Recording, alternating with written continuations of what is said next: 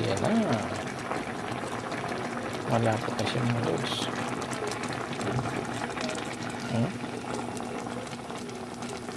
Ayan na ang ating gata na isda at gulay. Ayan mga lods. Yummy yan kasi maraming gulay. Ayan o. So ayan. Okay lang yung templada niya mga lods. Pero tikman pa na ulit natin para sure tayo.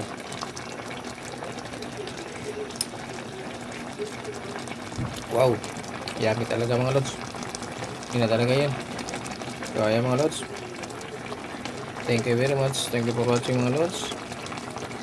Bye bye. Ingat po tayo. Yes mga lods. Ayan yung ating isdang tambakol mga lods. Gagawin paksiw natin mga lods. Nilagyan natin ng paminta yan. Asin. Suka mga lods no. Ayan. Kompleto na yan dyan.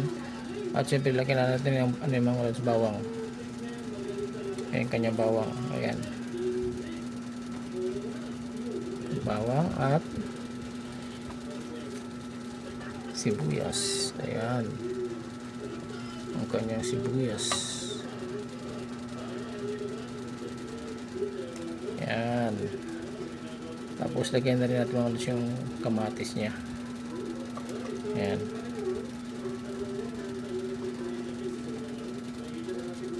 Ayan. Tapos yung ating ayan, ating sili. At ilagay na rin natin mga lods yung ating sitaw na gulay. Ayan.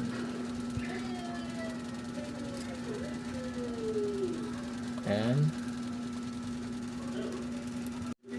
Okay. Lagyan na rin natin mga lods yung ating talong. Ayan yung talong natin. Ni-slice lang natin yan para dumami mga lods no. Ayan.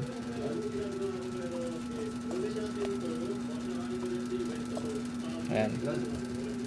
Papaksiw natin yan mga lods. Kasama yung ating gulay at talong. Sitaw. Ayan. Okay. Samahan nyo ako mga lods. Hanggang matapos yung ating vlog.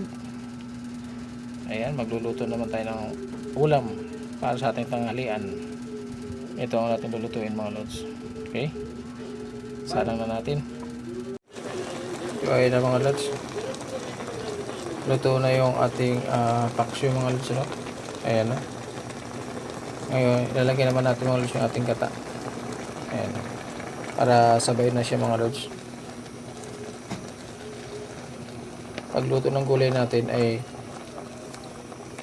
tamang-tama lang yung ating gata mga lods. Ayan. Okay. Napakukuloy natin. Medyo masarap ito mga lods, patuyo natin ng konti. Pero wag naman tuyo mga lods. Yung katamtaman lang na ano mga lods na mayroon ding sabaw-sabaw tayo. Kasi siyempre masarap yung may sabaw mga lods kasi pinaksiw ito mga lods bago natin lagyan ng gata. Ayan mga lods. Ayan siya mga lods. Medyo ano natin mga lods kasi baka matutong yung ilalim mga lods eh. Ayan at isda mga lods oh. Ayan. Iyaluloy natin ng konti. Tingnan natin yung ilalim mga lods. Baka mamaya masunog ng ilalim. Ayan. Ayan.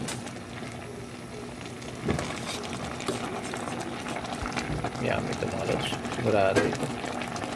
Ayan. Ayan mga lods. Ayan. Ayan ito mga lods. Tikman na rin natin mga lods.